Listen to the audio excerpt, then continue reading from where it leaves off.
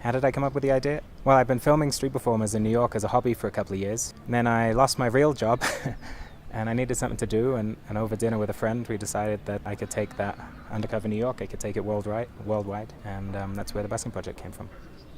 How did I get interested in street performers? Aside from New York being a really good place to find street performers, I'd also been living with a guy called Chen, and he had an amazing story. He was a violin student, classical violin student in China. Chairman Mao's Cultural Revolution came along. His family got turned from violinists and ballerinas and whatever else they were doing into pig farmers.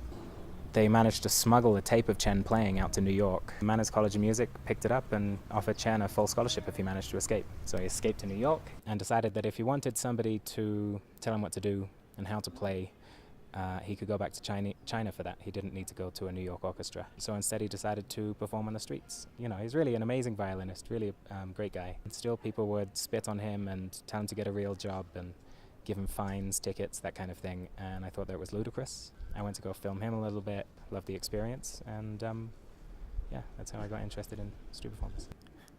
I always get asked where I'm from. I was born in Virginia. I lived in London my whole life, moved to New York for 6 years, and for some reason it's made me sound like a Nigerian, Danish, Chinese man or something. Do we fight? Yeah, the whole time, since the beginning, really. As Chris puts it, it would be crazy for us to go on a holiday together where we spent 1 week in every destination before moving on to the next one for 9 months. It would just be stupid. If we were to film a documentary together, it would be totally stupid to live with each other, sleep in the same rooms, work every day with each other for 9 months. Again, I mean, that's just not the kind of situation you want to work in. And to combine those two is what we've decided to do. And yeah, it can be tough, but yeah, we argue sometimes, but we get through it. We're still here.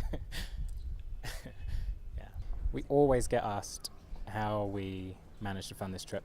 First of all, we've done crowdfunding to try and raise money in other places. We've had private donations as well, but there's a lot of out-of-pocket expense. Belle even sold her car and moved in with her dad so she could afford to come on this trip. So we've had to make a lot of sacrifices for it, but hopefully we get to sell the documentary at the end and somehow find a way of making money from the website and make our money back in the end. But at the moment, it's mostly out-of-pocket, and we've spent a lot of money on this. Yeah, if you want to sponsor us, do get in touch. Please.